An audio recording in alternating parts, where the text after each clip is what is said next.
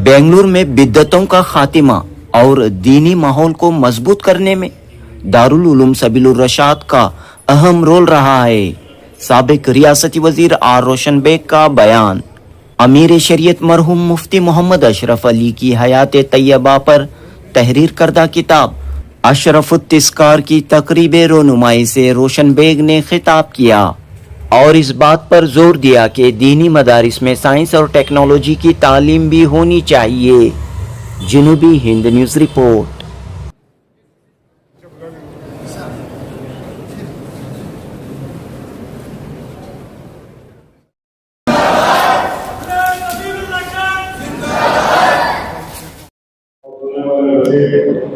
जनाब सलीम अहमद साहब,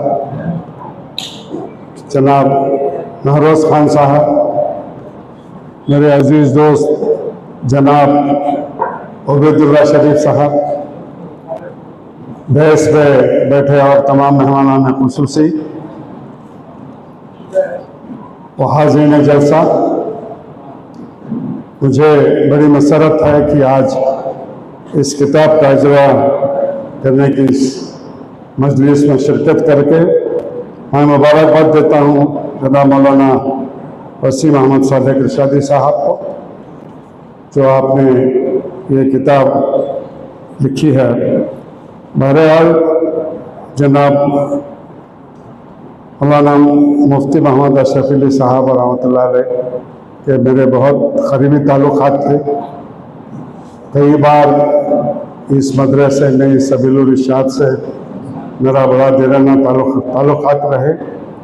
मैं समझता हूँ कि मैं उबैदुल्लाह शरीफ हम सब जो है बेंगलोर के गलियों में खेल कूद कर बड़े हुए हैं।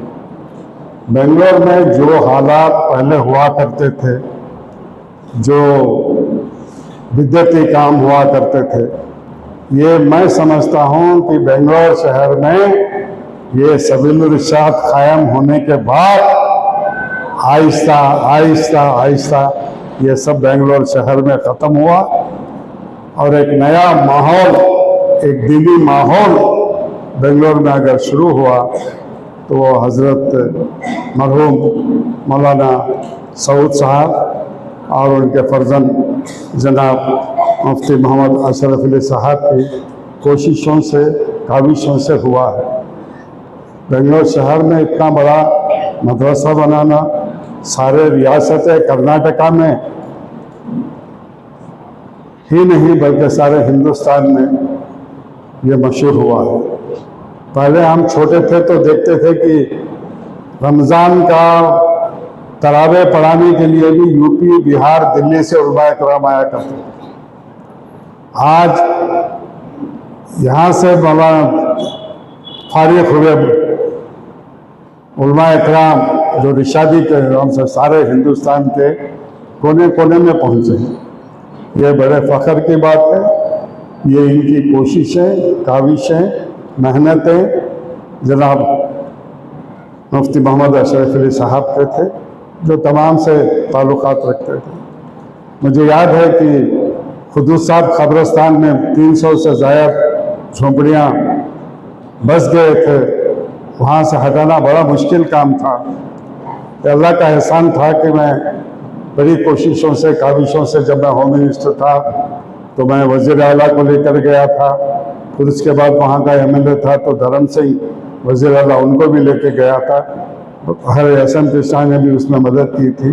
तो 300 झोपड़ियों को उसी मोहल्ले में जब शिफ्ट किया गया, जब जिस दिन वो झोपड़ियाँ खाली हो रही थी तो मुझे याद है कि मुफ्ती साहब फ़ौरन आ गए थे।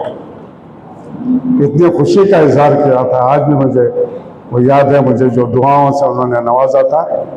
बहरहाल बहस पे कई हमारे दूसरे मेहमानान खुसूसी हैं।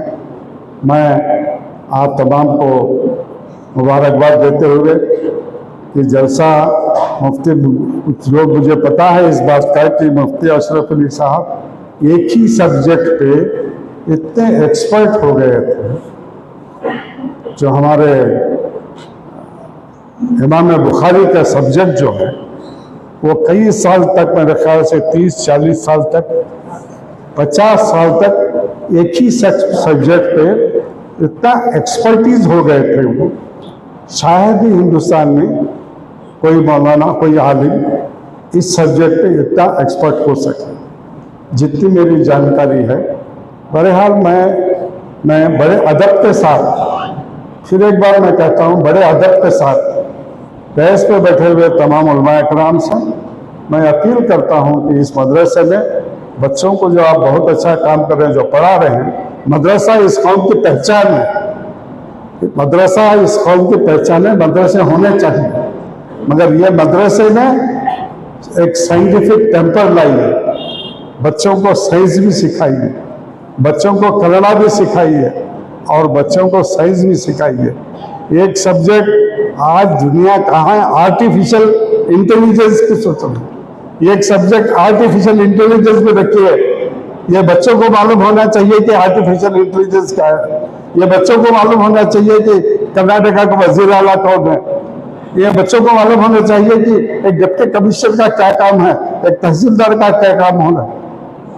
तो एडमिनिस्ट्रेशन जो है, कर्नाटका हो या किसी रियासत में, एडमिनिस्ट्रेशन कैसा चलता है, सरकारी मरकजी हुकूमत कैसा चलती है, ये बच्चों को भी एक एक घंटा क्लास, एक हफ्ते में एक ही सही एक क्लास बच्चों को, ये जनरल नॉलेज ज़रूरी है। बच्चों को बहुत ज़रूरी है, मदरसे के बच्चों को, कि जनरल नॉलेज एक सब्जेक्ट हो, उसके साथ साथ साइंटिफिक टेम्पर डेवलप हो मदरसे के बच्चों में। ये मेरी आरज़ू है, ये मेरी तमन्ना है। यही इन चंद अल्फाज के साथ मैं आपसे रसद चाहता हूँ। खुदा हाफ़िज़। दोस्तों, आज बेंगलुरु के लिए एक खास दिन रहा, एक बड़ा दिन रहा। रियासत कर्नाटक के अमीर शरीयत दुवम मौलाना मुफ्ती अशरफ अली बाकवी रहमतुल्लाह अलैह की सवाने उम्री बायोग्राफी का आज शानदार पैमाने पर इजरा अमल में आया। दारुल उलूम सबीलुर रशाद के ऐवान अबू सऊद में रस्म रोनुमाई की यादगार पुरवकार तकरीब मुनअक़द हुई। यहाँ मजहबी और सियासी रहनुमाओं का खूबसूरत इम्तिजाज देखने को मिला। दोस्तों, अमीर शरीयत मरहूम मुफ्ती मोहम्मद अशरफ अली के शागिर्द मौलाना वसीम अहमद सालिक रशादी ने मसलसल 6 साल की मेहनत के बाद इस नायाब किताब को लिखा है, इस सवाने उम्री को लिखा है और मुल्क की एक अजीम शख्सियत पर लिखी गई इस बायोग्राफी को यसार महरोज खान ने पब्लिश किया है। Yasar Mehroz Khan government of Karnataka 5 guarantees implementation authority के वाइस चेयरमैन हैं। यसार महरोज खान की कोशिश व काविश से हुए इस यादगार जलसे में वजीर तवानाई सर्वज्ञानगर के एमएलए केजे जॉर्ज, राज्यसभा के नए रुकन साबिक मरकजी वजीर के रहमान खान के फर्जंद मंसूर अली खान, एमएलसी और चीफ व्हिप सलीम अहमद, साबिक रियासती वजीर आर रोशन बेग, केपीसीसी के वाइस प्रेसिडेंट मोहम्मद उबैदुल्ला शरीफ, साबिक मरकजी वजीर सीएम इब्राहिम के फर्जंद सीएम फैज और भी कई सियासी व समाजी शख्सियात मौजूद थीं। सबों ने अमीर शरीयत मरहूम मुफ्ती अशरफ अली की खिदमत, रहनुमाई, करम फरमाई को याद किया और कहीं न कहीं इस एहसास को उजागर करने की कोशिश की कि मौजूदा दौर में मुफ्ती अशरफ अली बाकवी जैसी रहनुमाई की मिल्लत को अशद ज़रूरत है। जी हाँ, मिल्लत में तरक्की के लिए, मिल्लत में इत्तेहाद के लिए मरहूम मुफ्ती अशरफ अली बाकवी जैसी रहनुमाई की अशद ज़रूरत है। तमाम ने ये उम्मीद जाहिर की कि मुफ्ती अशरफ अली साहब की हयात व खिदमात पर तहरीर की गई ये किताब अशरफुत्तिस्कार एक मशाले राह साबित होगी। तो दोस्तों, आज बतारीख 28 जून 2026 बरोज़ इतवार दारुल उलूम सबीलुर रशाद के ऐवान अबू सऊद में ये यादगार प्रोग्राम हुआ। सबीलुर रशाद के उस्ताद मौलाना कारी मोहम्मद सिराजुद्दीन रशादी की सदारत में ये जलसा हुआ और मुफ्ती अशरफ अली साहब के फर्जंद दारुल उलूम सबीलुर रशाद के मोहतमिम नौजवान आलिम दीन मौलाना अहमद समाल सऊदी रशादी ने इस जलसे की निजामत फरमाई। तो दोस्तों, चलिए सुनते हैं इस यादगार जलसे के जरिए मजहबी और सियासी रहनुमाओं ने मुल्क को मिल्लत को क्या पैगाम दिया। जुनूबी हिंद न्यूज़ रिपोर्ट।